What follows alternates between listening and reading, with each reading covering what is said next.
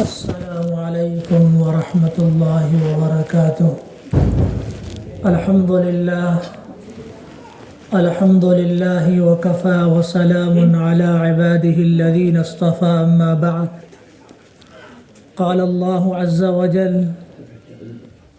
قل ان کنتم تحبون اللہ فاتبعونی یحببکم اللہ ویغفر لکم ذنوبکم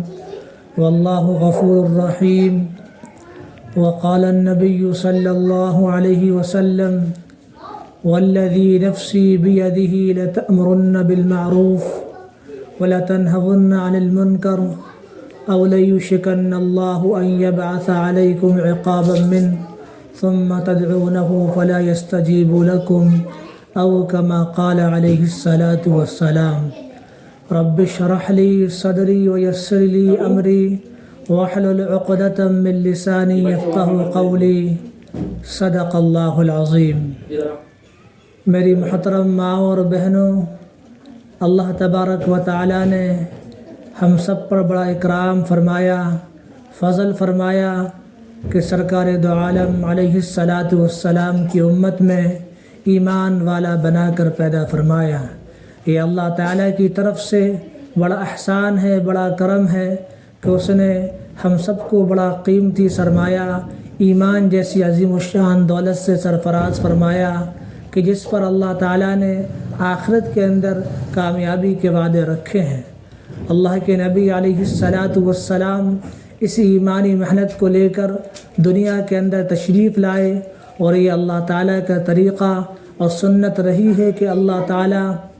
قوموں کی ہدایت، قوموں کی فلاح و بہبود کے لیے انبیاء کرام علیہم الصلاۃ والتسلیم کو مبعوث کرتا ہے۔ وَلِكُلِّ قَوْمٍ ہاد، ہر قوم کے اندر اللہ تعالیٰ نے ہادی بھیجے، رسولوں کو بھیجا، پیغمبروں کو بھیجا۔ وَإِن مِّنْ أُمَّةٍ إِلَّا خَلَا فِيهَا نَذِيرٌ، اور کوئی قوم ایسی نہیں گزری جہاں اللہ تعالیٰ نے کسی ڈرانے والے کو نہ بھیجا ہو۔ رسولا مبشرین ومنذرین لئلا یکون للناس علی اللہ حجۃ بعد الرسل، اللہ تعالیٰ رسولوں کو بھیجتا ہے، پیغمبروں کو بھیجتا ہے تاکہ کوئی حجت قائم نہ رہ جائے، کوئی کہنے والا یہ نہ کہے کہ ہمارے پاس تو رسول نہیں آئے تھے، ہمارے پاس تو کسی نبی کی دعوت نہیں آئی تھی۔ اللہ تبارک و تعالیٰ اپنا پیغام دنیا کے ہر بندے تک پہنچاتا ہے تاکہ انسان کے پاس اللہ تعالیٰ کی بتائی ہوئی تعلیم پہنچ جائے۔ اسی محنت کے لیے اللہ کے نبی علیہ الصلاۃ والسلام کو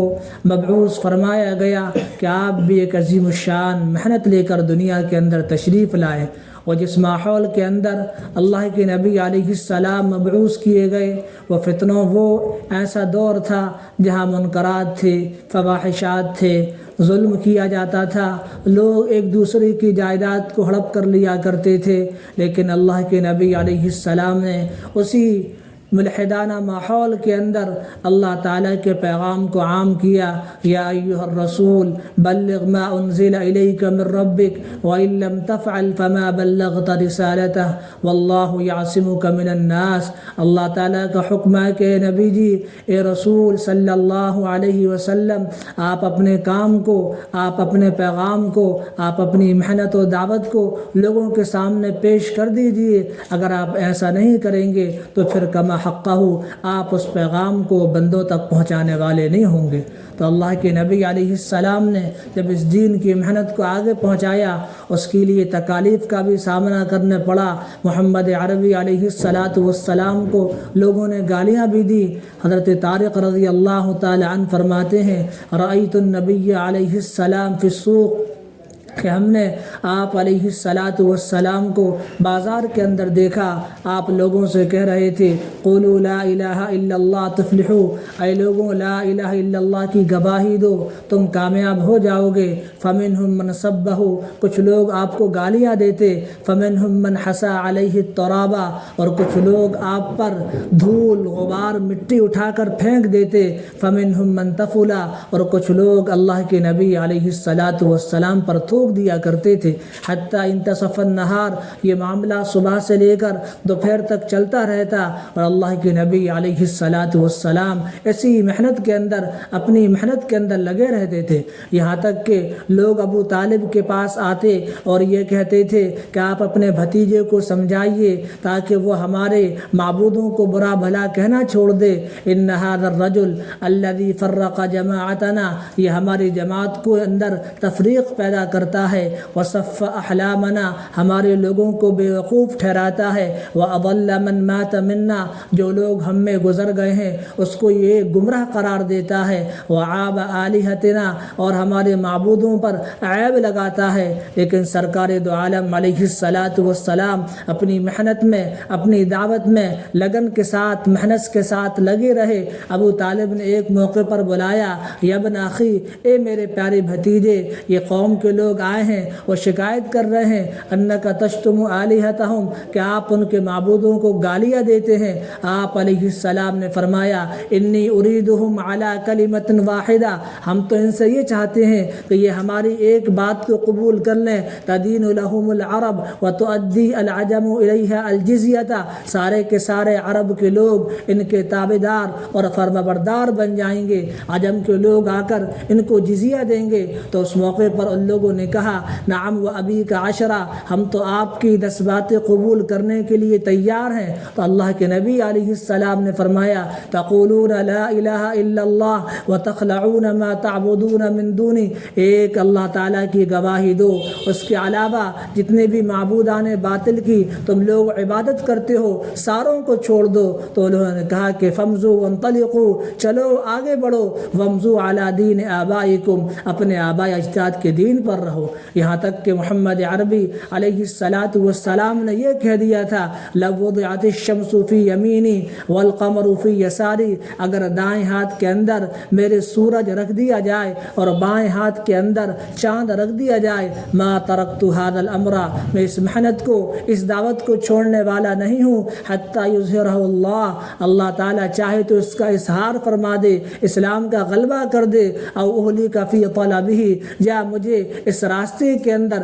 دعوت کی محنت کے اندر میرا انتقال ہو جائے۔ تو محمد عربی صلی اللہ علیہ وسلم تو ایک پیغام لے کر آئے تھے دنیا کے سامنے، قوموں کے سامنے آپ نے ایک پیغام سنایا تھا، اور اس کی برکت سے صحابہ اکرام کا ایسا فدائیت کا ثبوت دینے والا قافلہ تیار ہو گیا تھا جو اللہ کے نبی علیہ الصلاۃ والسلام کی بات پر لبیک کہتا اور اپنی جان کی بازی لگا کر اللہ تعالیٰ کے دین کو بلند کرنے کے لیے آگے سے آگے بڑھتا۔ اس کے لیے صحابہ نے، صحابیات نے بڑی قربانیاں دی ہیں، ہر موقع پر اپنے آپ کو آگے بڑھایا ہے۔ جنگ احد کے موقع پر حضرت علی رضی اللہ تعالیٰ عنہ فرماتے ہیں جب مشرکین نے اللہ کے نبی علیہ الصلاۃ والسلام کو اور صحابہ کو گھیر لیا اور آپ نظروں سے اوجھل ہو گئے، تو میں نے زندوں میں آپ کو تلاش کیا، مردوں شہداء میں آپ کو تلاش کیا، آپ مجھے کہیں بھی نظر نہیں آئے۔ تو میں نے اپنے دل کے اندر یہ خیال کیا کہ شاید اللہ تعالیٰ ہمارے اعمال سے ناراض ہو کر حضور اکرم علیہ السلام کو آسمانوں پر اٹھا لیا ہے، لیکن میں اور آگے بڑھا۔ اچانک اللہ کے نبی علیہ السلام پر نگاہ پڑی، میں آپ کے پاس جا کر کھڑا ہو گیا، آپ کے پاس ایک دشمنوں کی صف حملہ آور کرنے کے لیے تیار تھی۔ آپ نے اشارتاً کہا کون ہے ان کو یہ روک دے گا؟ تو حضرت علی آگے بڑھے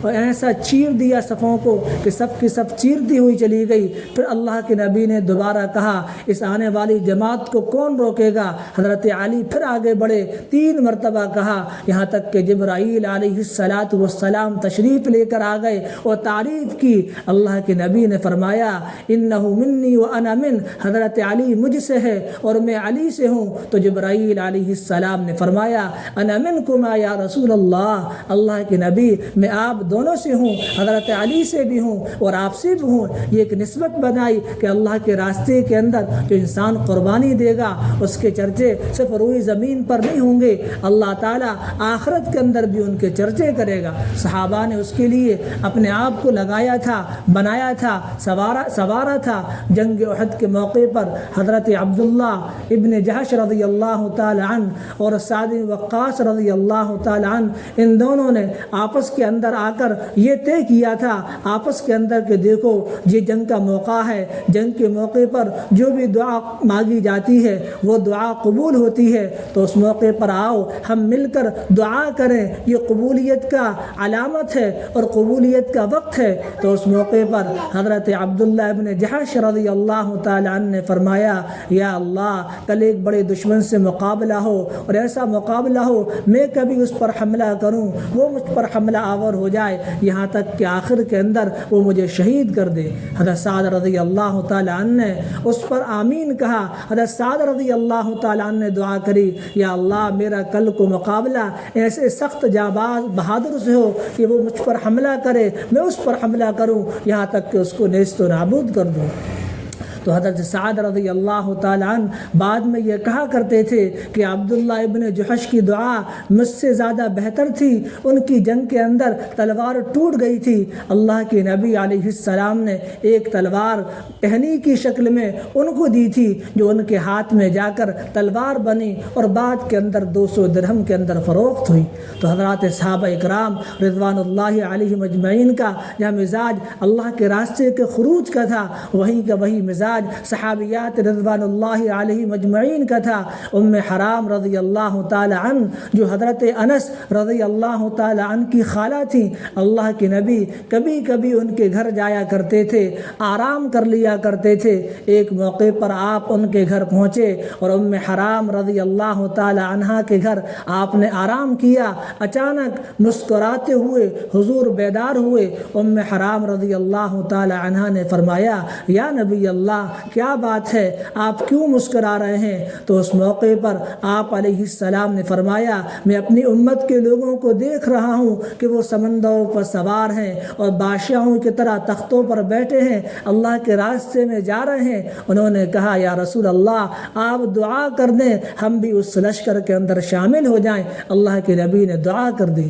اور پھر آپ نے دوبارہ آرام کیا، پھر اللہ کے نبی مسکراتے ہوئے بیدار ہوئے۔ پھر حضرت ام حرام رضی اللہ تعالی عنہ نے فرمایا یا رسول اللہ کیا وجہ ہے آپ کیوں مسکرا رہے ہیں؟ حضور نے فرمایا میں نے ابھی اپنے قوم کو لوگوں کو دیکھا کہ وہ سمندروں پر بادشاہوں کی طرح سوار ہیں، اللہ کے راستے میں نکلے ہوئے ہیں۔ کہا یا نبی اللہ آپ دعا کر دیں ہم بھی اس لشکر میں شامل ہو جائیں۔ آپ علیہ السلام نے فرمایا ہم نے تو تمہاری دعا پہلے والے لشکر کے لیے کر دی۔ جب حضرت عثمان رضی اللہ تعالیٰ عنہ کا دور آیا ان کی خلافت میں، جب شام پر امیر معاویہ رضی اللہ تعالیٰ عنہ حاکم تھے تو اس موقع پر جزائر قبرص پر حملے کا جب معاملہ سامنے آیا تھا تو اس موقع پر ام حرام رضی اللہ تعالیٰ عنہ اور ان کے شوہر حضرت عبادہ رضی اللہ تعالیٰ عنہ اس جنگ کے اندر شریک ہوئے۔ اونٹنی سے گرنے کی وجہ سے حضرت ام حرام رضی اللہ تعالیٰ عنہ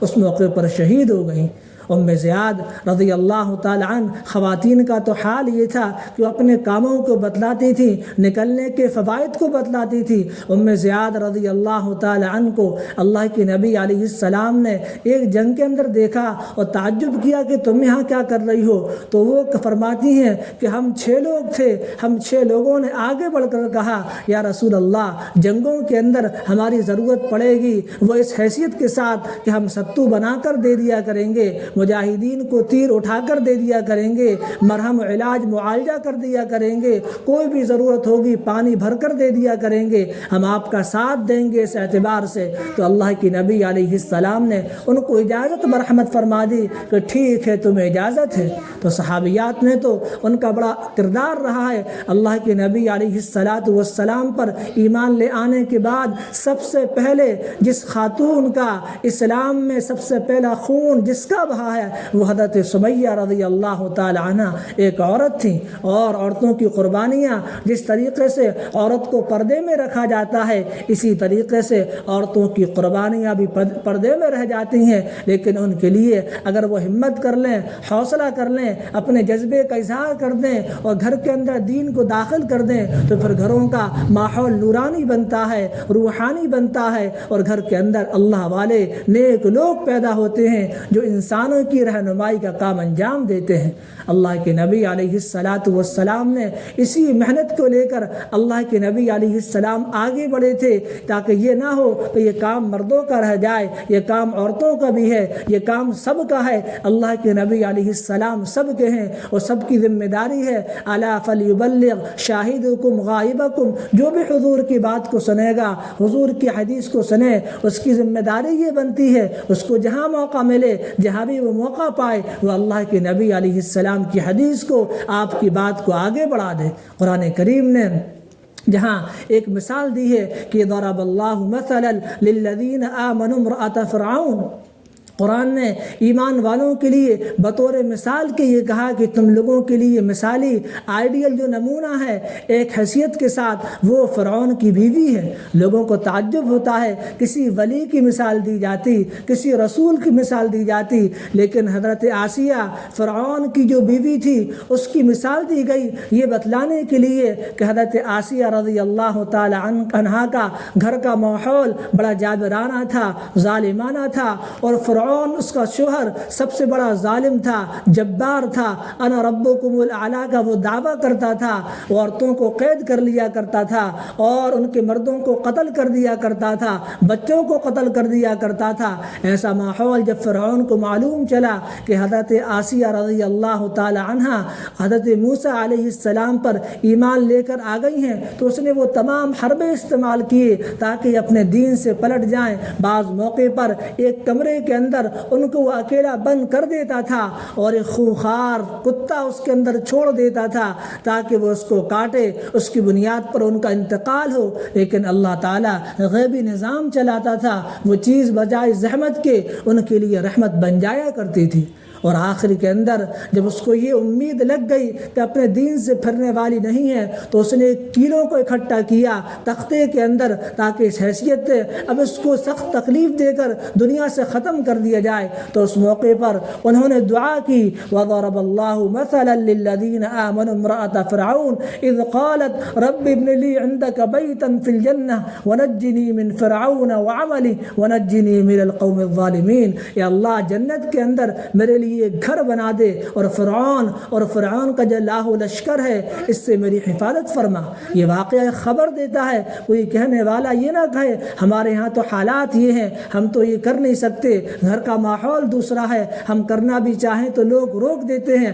اگر ان کے سامنے اور مستورات کے سامنے حضرت آسیہ رضی اللہ تعالی عنہ کا نقشہ ہوگا، ان کی تصویر ہوگی، ان کے گھر کا ماحول ان کی نگاہوں کے سامنے ہوگا کہ ایک عورت کس طریقے سے دنیا کے سب سے بڑے ظالم سے ٹکرا سکتی ہے، ٹکر لے سکتی ہے، لیکن وہ اپنے ایمان سے، اپنے اسلام سے، اللہ کے نبی حضرت موسیٰ علیہ السلام کی رسالت پر ایمان لانے سے کوئی طاقت اس کو نہیں ہٹا سکتی۔ اگر یہ ہمتیں ہو جائے، ارادہ کر لیا جائے تو دنیا کی ہر چیز انسان کے لیے آسان ہوتی ہے۔ قرآن بیان کرتا ہے ان مع العسر یسرا، یعنی ہر تنگی کے بعد آسانی آنا یقینی ہے۔ انسان اگر تنگی کے اندر واویلا کرنے لگے، اسی تنگی کو یہ سمجھے کہ یہ مصیبت ہمارے لیے آن پڑی ہے اور انسان ہمت کو ہار جائے، تو پھر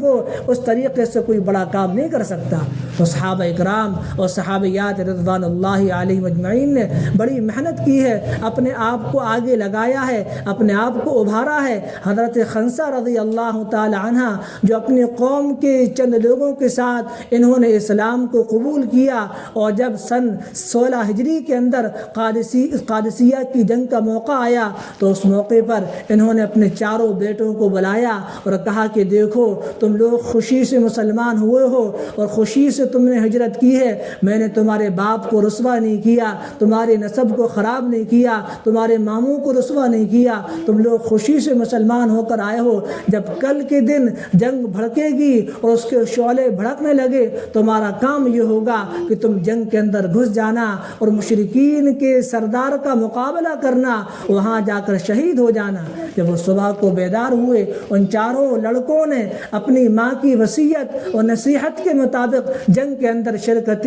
کی اور چاروں کے چاروں شہید ہو گئے۔ تو ان کی ماں بڑی خوش ہوئی اور یہ کہا کہ قیامت کے دن میں اپنے ان بیٹوں کے سائے کے اندر اللہ تعالیٰ کی رحمت میں رہوں گی۔ یہ کیا جذبہ تھا، کیا ان حضرات کے دل تھے کہ وہ دین کی محنت کے لیے اس قدر اپنے آپ کو لگا دیا کرتی تھی۔ آج تو ہم سے وہ قربانیاں نہیں مانگی جاتی، ہم سے یہ نہیں کہی جاتا کہ تمہاری جان بھی ہلاک کرنا ہے، تمہاری جان کو بھی کھپانا ہے، بلکہ وقت کی اور کچھ پیسوں کی قربانیاں مانگی جاتی ہے کہ اللہ تعالیٰ کی دین کا ہم پر کتنا بڑا احسان ہے اور اللہ کی نبی علیہ الصلاۃ والسلام کا ہم پر کتنا بڑا احسان ہے کہ آج ہم آپ کی امت میں ہیں، کلمہ گو ہیں، لا الہ الا اللہ محمد رسول اللہ صلی اللہ علیہ وسلم کا اہتمام کرتے ہیں۔ اس کے لیے بڑی قربانیاں دینا پڑتی ہیں۔ صحابہ کرام نے اور صحابیات نے اس کے لیے قربانیاں دی تھی۔ جہاں موقع آ جائے عمل کا، جیسا کہ پردے کا حکم رات کو نازل ہوا تھا، ایک صحابی بغیر پردے کے فجر کی نماز پڑھنے کے لیے حاضر ہوئی تو صحابیات نے دوسروں نے کہا آپ کو معلوم نہیں چلا کہ رات کو پردے کا حکم آیا تھا؟ انہوں نے کہا کہ مجھے تو ابھی معلوم چلا، لیکن وہ اگر چاہتی تو بغیر پردے کے فجر کی نماز کے بعد گھر جا سکتی تھی، لیکن چھوٹے بچے کو دوڑایا، کہا کہ ہمارے گھر جاؤ اور کوئی چادر لے کر آؤ۔ جب وہ بچہ چادر لے کر آ گیا اور انہوں نے اس چادر کو اوڑھا اور پردہ کیا اور پردہ کرنے کے بعد اپنے گھر پہنچی تو ان کے شوہر نے کہا آج تو آپ کے لیے معاف تھا، اگر آپ آج یہ چاہتی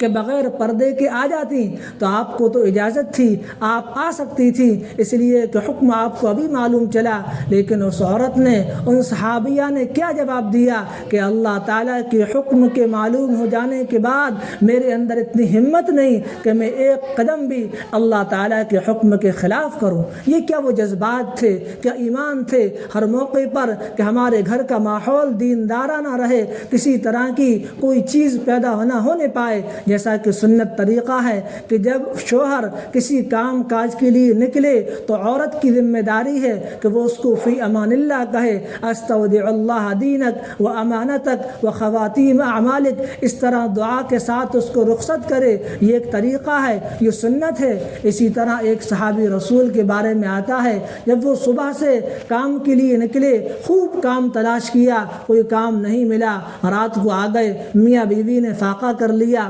دوسرے دن کام کو نکلے، کوئی کام نہ ملا اور فاقہ کر لیا، لیکن تیسرے دن جب ان کے شوہر نکلنے لگے اور تھوڑی سی ہی دور پہنچے تھے تو بیوی نے کہا آج آپ سے میں ایک بات یہ کہنا چاہتی ہوں، آپ کام تلاش کریے، لیکن اگر آپ کو آج بھی کوئی کام نہ ملے تو آپ ایسا نہ کرنا، مجھے آپ کی ذات کا، اللہ تعالیٰ کے ساتھ آپ کا جو تعلق ہے، ایمانی قوت جو آپ کے پاس ہے، اس کا مجھے پورا یقین ہے، لیکن میں خدا کا واسطہ دیتی ہوں اگر آج بھی آپ کو کوئی کام نہ ملے تو آپ خالی ہاتھ بغیر روزگار کے، بغیر پیسوں کے گھر آ جانا، لیکن گھر کے اندر کوئی حرام لقمہ لے کر نہیں آنا۔ تو یہ صحابیات کے بڑے جذبات تھے جس کی بنیاد پر ایک ایسی قوم، ایسا معزز معاشرہ تیار ہوا جو اپنے آپ کو اللہ تعالیٰ کے لیے لگانے والا، اللہ کی نبی علیہ الصلاۃ والسلام سے محبت کرنے والا۔ قرآن بیان کرتا ہے قل ان کنتم تحبون اللہ فاتبعونی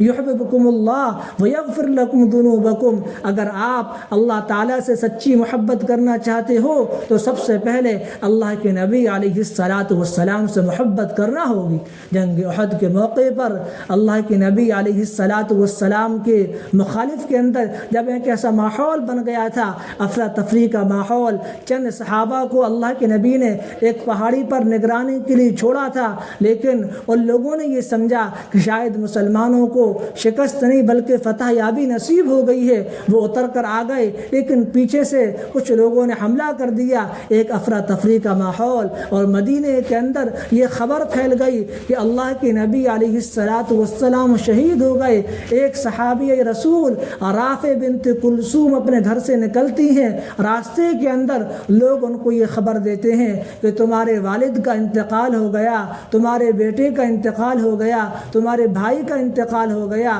تمہارے شوہر کا انتقال ہو گیا، لیکن وہ ان سارے چیزوں کو سنتی ہیں، انا للہ پڑھ کر آگے بڑھ جاتی ہیں اور کہتی ہیں کہ یہ بتاؤ کہ اللہ کے نبی علیہ الصلاۃ والسلام حیات ہیں، آپ کا کیا حال ہے؟ جب اپنی آنکھوں سے دیکھ لیا لوگ کہتے تھے بعافیت ہیں، باحیات ہیں، لیکن جب اپنی آنکھوں سے دیکھا تب جا کر ان کو سکون ملا اور کہا کل مصیبت بعدک جلل یا رسول اللہ، ہر مصیبت آپ کو دیکھ لینے کے بعد اللہ کے نبی آسان ہیں۔ تو صحابہ اور صحابیات بڑی محبت کرتی تھی۔ حضرت خبیب رضی اللہ تعالی عنہ کو مکہ مکرمہ کے اندر جب لوگوں نے پھانسی دینے کا ارادہ کیا تو کسی نے آ کر یہ کہا کیا تم اس بات کو پسند کرتے ہو کہ تم اپنے گھر کے اندر موجود ہو اور سرکار دو عالم علیہ السلام تمہاری اس جگہ پر موجود ہو، ہم تم کو رہا کر دیں گے؟ ان صحابی رسول نے فرمایا ہم تو اس بات کو بھی پسند نہیں کرتے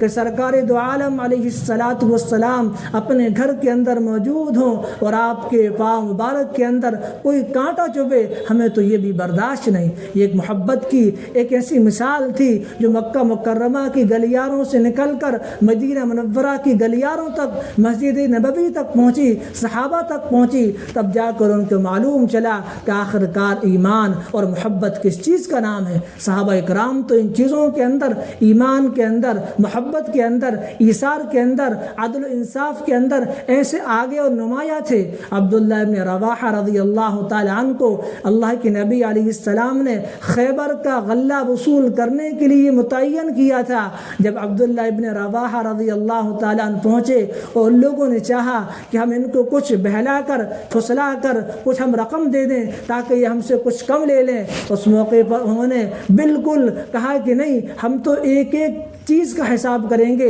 بالکل عدل و انصاف کے ساتھ نظام قائم کریں گے۔ تو وہاں کے یہودی اور عیسائی کہنے لگے آپ جیسے لوگوں کی بنیاد پر یہ زمین و آسمان قائم ہے۔ تو صحابہ اور صحابیات نے ایک ایسا بے مثال نمونہ پیش کیا تھا محبت کا، عدل و انصاف کا۔ عبداللہ ابن عبداللہ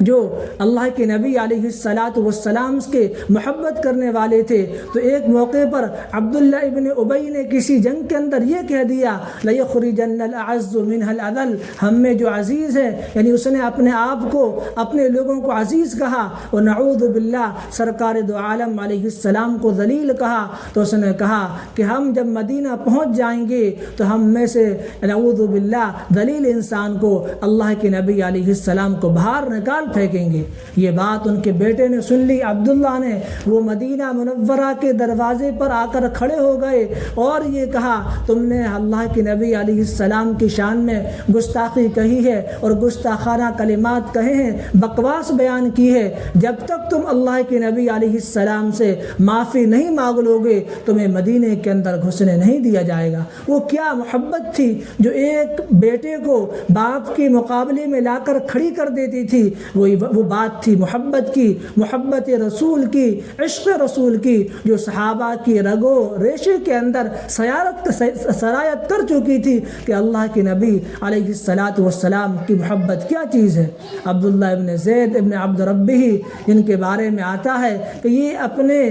کھیت کے اندر، اپنے باغ کے اندر ایک موقع پر کام کر رہے تھے، ان کے لڑکے نے آ کر یہ اندوہناک اور یہ افسوسناک خبر سنائی کہ سرکار دو عالم علیہ الصلاۃ والسلام کا انتقال ہو گیا ہے۔ جیسے ہی عبداللہ بن زید ابن عبد ربہ نے اس خبر کو سنا تو فوراً صبر کے بندھن ٹوٹ گئے اور اپنے ہاتھوں کو خدا تعالیٰ کے دربار میں اٹھایا، کہا کہ یا اللہ، جن آنکھوں سے میں حضور اکرم علیہ السلام کی زیارت کیا کرتا تھا، آج وہ ہستی اس دنیا سے اٹھ چکی ہے، اب میری آنکھوں کی جو بینائی ہے، دیکھنے کی صلاحیت ہے، تو اس کو بھی چھین لے تاکہ اللہ کے نبی علیہ السلام کے دیدار کے بعد کسی اور کا نقشہ میرے آنکھوں کے اندر نہ رہے۔ یہ تو ان کے اعلیٰ درجے کی ایمان تھی کہ انہوں نے اس طریقے سے اتنا لمبا، اتنی عظیم دعا مانگ لی کہ اللہ مجھے بینائی سے محروم کر دے۔ تو یہ تو صحابہ اکرام کی وہ محبت کی بے مثال نمونے تھے۔ اللہ کے نبی علیہ السلام نے فرمایا لن یؤمن احدکم حتی اکون احب الیہ من والدہ وولدہ والناس اجمعین اجمعین کہ تم میں سے کوئی انسان اس وقت تک ایمان والا نہیں ہو سکتا جب تک کہ اللہ کے نبی علیہ السلام کی ذات اس کے گھر والوں سے، اس کے سارے خاندان سے اور اس کے اہل عیال سے اس کی ذات سے زیادہ محبوب نہ ہو جائیں۔ تو حضرت عمر رضی اللہ تعالی عنہ نے فرمایا یا رسول اللہ آپ مجھے سب سے زیادہ عزیز ہیں سب لوگوں سے، لیکن میری جان سے زیادہ عزیز نہیں۔ تو آپ علیہ السلام نے فرمایا ابھی تمہارا ایمان مکمل نہیں ہوا۔ تھوڑی دیر حضرت عمر رکے اور ٹھہرنے کے بعد کہا کہ یا نبی اللہ اب میں گواہی دیتا ہوں کہ آپ علیہ السلام میری جان سے بھی زیادہ عزیز ہیں، اور دنیا کے اندر کسی سے محبت کی جاتی ہے اگر اس کے اندر 5 خصوصیت پائی جائیں تو اس سے اٹوٹ محبت کی جاتی ہے۔ سب سے پہلے ہوتا ہے کمال، اور اللہ کے نبی علیہ السلام تو کامل تھے اور آپ کے اندر یہ صفر بدرجہ اتم موجود تھی کہ کمال کا اللہ کے نبی علیہ السلام نمونہ تھے۔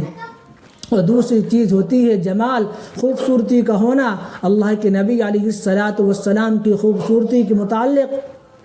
حضرت عائشہ رضی اللہ تعالی عنہا گواہی دیتی ہیں کہ مصر کی عورتوں نے ان کے یوسف علیہ السلام کو دیکھ کر اپنے ہاتھوں کی انگلیوں کو کاٹ لیا تھا۔ اگر وہ سرکار دو عالم علیہ السلام کو دیکھ لیتی تو اپنی گردنوں کو چاک کر لیتی۔ اور اس کے آگے حسان بن ثابت رضی اللہ تعالی عنہ حضور کی حسن، حضور کی خوبصورتی پر جو شعر کہتے ہیں وَأَحْسَنَ مِنْكَ لَمْ تَرَ قَطُّ عَيْنِي وَأَجْمَلَ مِنْكَ لَمْ تَلِدِ النِّسَاءُ، آپ سے زیادہ حسین کسی آنکھ نے آج تک نہیں دیکھا اور آپ سے زیادہ خوبصورت کسی ماں نے آج تک نہیں جنا۔ وَأَحْسَنَ مِنْكَ لَمْ تَرَ قَطُّ عَيْنِي وَأَجْمَلَ مِنْكَ لَمْ تَلِدِ النِّسَاءُ خُلِقْتَ مُبَرَّأً مِنْ كُلِّ عَيْبٍ، آپ تو ہر عیب سے پاک ہو کر پیدا کیے گئے۔ کأنما قد خلقت کما تشاء، گویا کہ آپ ایسے ہی بنے جیسا کہ آپ نے چاہا۔ اور جلال،